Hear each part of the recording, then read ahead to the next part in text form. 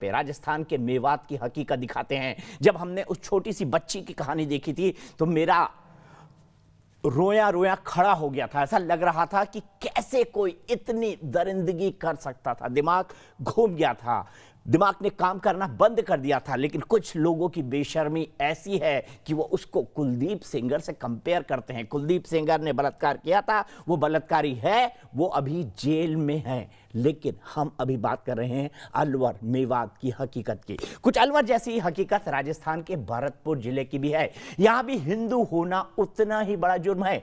यहां पुरुषों की जिंदगी हर पल खतरे में रहती है तो हिंदू बेटियों की इज्जत। अब हम आपको एक ऐसी ही बच्ची की दास्तान दिखाएंगे जिसे देखकर आपका दिल दहल उठेगा।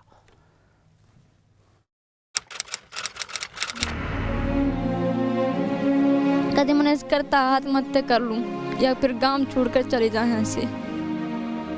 मन करता उसे बदला लेना खुद में करता है, खुद पढ़ लिखकर कुछ बनकर उससे बदला खुद लूं, ये मन करता है। कि शब्द कानों में पिघले शीशे की तरह गिरते हैं। इसका बलात्कार किया गया।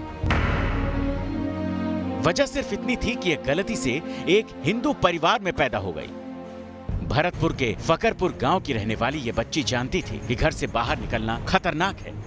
लेकिन इसे क्या पता था कि जालिमों के हौसले इस कदर बढ़ चुके हैं कि वो इसके घर में घुसकर हैवानियत को अंजाम देंगे।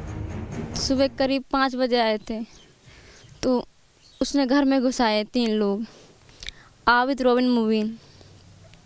आबिद ने मेरे हाथ पकड़ रखे थे और रोबिन ने मेरे मुंह में कपड़ा घुसा दिया था। मुबीन ने मेरे संग बलात्कार किया था ज़बरदस्ती। तो मैं चिल्लाई तो मेरी चाची भाग कर आई थी। चाची ने उसको धमकाया तो उस कपड़े फाड़ दी, बेदब कर दिया था चाची को, फिर वो भाग गए थे। कौन कहेगा कि बच्ची हिंदुस्तानी है और हिंदुस्तान के ही एक हिस्से की हकीकत बयां कर रही है। लेकिन सच यही है कि तबलीगी जमात के लोगों ने धीरे धीरे पूरे मेवात को पाकिस्तान बना डाला। यहाँ हिंदुओं के साथ लगातार जुल्म होते हैं, लगातार धर्म परिवर्तन होता है और लगातार पलायन होता है। लेकिन प्रशासन जैसे कानों में तेल डालकर सोया हुआ है। उसे न तो अब तक हुए हिंदुओं के पलायन दिखे, न वो पलायन दिख रहे हैं जो हो रहे हैं या होने वाले हैं। क्या करें, या गांव छोड़ के जाएं या हम खुद मर जाएं या हमको खुद तुम मार जाओ। हम कहाँ कहाँ जाएं। पुलिस को जाते हैं तो पुलिस भी यही कहती है कि ये लॉकडाउन लग रहा है। कभी कहते हैं जी इतना पैसा चाहिए, इतना चाहिए। घर बर्बाद होते हैं इन बातों में। कोई घर की अदालत नहीं है तुम्हारी जो हम खड़े होकर चल दें तुम्हारे साथ। यही है राजस्थान के भरतपुर जिले का सच, जहां खौफ जालिमों के दिलों की बजाय पीड़ितों के दिलों में पलता है।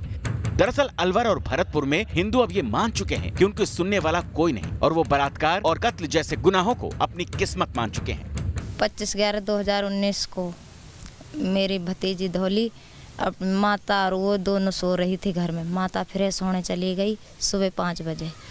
मौका देखकर 3 लोग कूद आए, दीवार कूद कर वो आंगन में जहाँ भी हाँ आ गए जी। उन्होंने जबरदस्ती मुंह में कपड़ा घुसा दिया लड़की के मुंह में और हाथ पैर पकड़ा और जबरदस्ती गैंगरेप किया। ये तस्वीरें किसी भी हिंदू का दिल दहला सकती हैं। देश की राजधानी से सिर्फ 150 किलोमीटर दूर ये सब खुलेआम हो रहा है, जहां जमातियों ने धीरे धीरे पूरे इलाके में अपना दबदबा बना लिया। किसी की हिम्मत नहीं कि उनके सामने कुछ बोल सके। वो जब जो चाहते हैं करते हैं।